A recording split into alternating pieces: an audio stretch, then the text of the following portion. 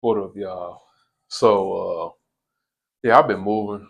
So it's been a busy couple weeks for me, and yeah, so I might get some different scenery when I do my reaction videos or whatever. I'm gonna do some more of those now. I got some more time after finishing moving and furniture and all. But anyways, I want to make a video talking about because I ain't made a video like this in a minute while I'm actually standing up. So might as well. Um, I'm gonna talk about how people an underrated trait of introverted thinking that people don't talk about enough. So a lot of people, like I said, I debunked this a couple years ago. I actually debunked this on video. And I think since then, there has been a little bit of a ripple effect. I think more people are more aware that introverted thinking can be good at understanding people and stuff like that. Um, so the thing about introverted thinking that people underestimate is that introverted thinking, people don't realize introverted thinking is probably the best function at understanding the subconscious mind and how a person thinks and the things that are going on in the person's subconscious mind and the underlying factors and things like that. Um, introvert thinking is really good at understanding that because really the subconscious mind is kind of like a computer in a way.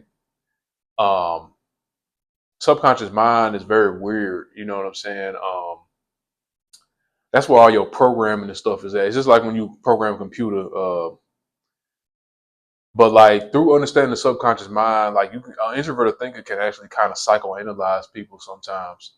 Now, a lot of times people don't think of introverted thinking like that. This also goes back into like when I was trying to say that ISTPs are not really bad at reading people. Um, we just don't really pay attention to emotions as much. But of course, but we also can like we can pick up on emotions. Um, from other people and things like that. But it's not like the main thing we're really looking at. We really gonna look at we're extroverted thinking is great to understand why something happens. So that can lead to us understanding why a person does certain things. And most of the reasons why people do certain things it has to do with something subconsciously. Um, so we're able like naturally understand the subconscious mind. Introverted thinking is gonna be best at it. If you ever see anybody who refers to the subconscious mind a lot, or what people do subconsciously a lot of times they're probably an introverted thinker, or they could be NI too. But most of the time it's gonna be an introverted thinker.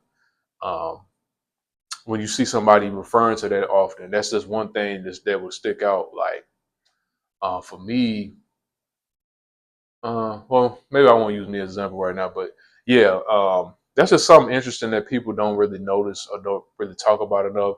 Because really understanding the subconscious mind is no different from like if you guys think about ISTPs. ISTPs were known for being able to understand how things work and things like that. That can be applied to subconscious mind as well, because the subconscious mind it doesn't really necessarily deal with emotions necessarily. Now, what I say that it doesn't deal it's very just it's a subconscious mind, like I said, it's like a computer kind of, but it does hold, I guess it kind of does hold certain experiences that you have emotions towards or whatever, or certain subconscious beliefs that you hold emotions towards. But I don't think the subconscious mind itself is uh let's just say this, the subconscious mind is unbiased. It's very unbiased. Your subconscious mind is so unbiased that it'll even do things that'll hurt yourself, but it's all based on what your beliefs that you put into your subconscious mind. So if you have certain beliefs in your subconscious mind that will hurt you emotionally, it'll even enforce it even then. You know what I'm saying?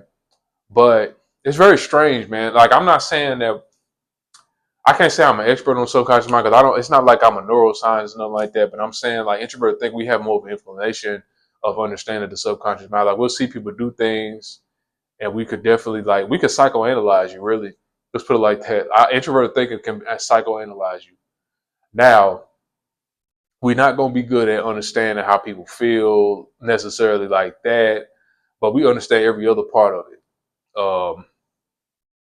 Well, maybe logically, I think we logically can understand how a person feels, but I almost want to say, I mean, we there's certain types of empathy that we don't really do as well, like deeper on the deeper side of empathy. Like we do empathize with people. We're normal people. We're regular people.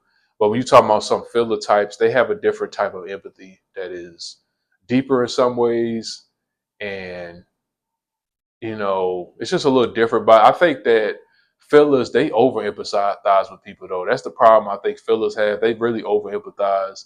Like they'll empathize with people when in situations where their empathy isn't gonna help them. They need to sometimes people need tough love. Sometimes empathy can hold you back from giving people what they need. Now, this another thing to understand. This gonna apply to introvert thinkers and extroverted thinkers. We are very empathetic, but the thing is, we don't express it the same way. Like, um, what I want to say, the thinking types, our empathy is expressed through we're thinking more. This is another video, but we're thinking about more about not how to make you feel better in the moment. We might be thinking about how you will feel better in the long run. But I might need to make another video about that. That's another whole nother topic, but that's the thing that thinkers do. That can make extroverted feelers mistaking us as being non-empathetic. But really we're probably we might even be more empathetic sometimes than fillers, because fillers they might be thinking more in the moment and like how to make somebody feel better in the moment. We're thinking about how to make somebody feel better in the long run so they won't have to experience that again. We're like a thinker is going to think about like if something's making you feel a certain way, we're going to think about how to solve that problem that's causing you to feel that way. Now, a filler, they'll tell you things that make you feel better. They'll try to just make you feel better in general. They might help you solve the problem, but they're not really as geared towards it as we are. We, on the other hand, yeah, but we'll think about like, okay, logically, I don't want you to feel this way, so I'm gonna try to help you out solving this problem. So that can make them. That's what makes fillers mistaking us as being non-empathetic. But we are more empathetic than what you guys think. I think we're just as empathetic. We just express it in a different way. Um, Now, I'm not if a thinker or ISTP or any type, if a thinking type is not a decent person, of course they're probably not gonna be empathetic. But we talking about like a regular person or a good person. Thinkers are going to have just as much empathy as a filler. Fillers are just, I don't know, they're just very emotional about it when it comes to their empathy. Thinkers were not as emotional about our empathy. So, anyways, thanks for watching. I think that's all I got to say about that. Anyways.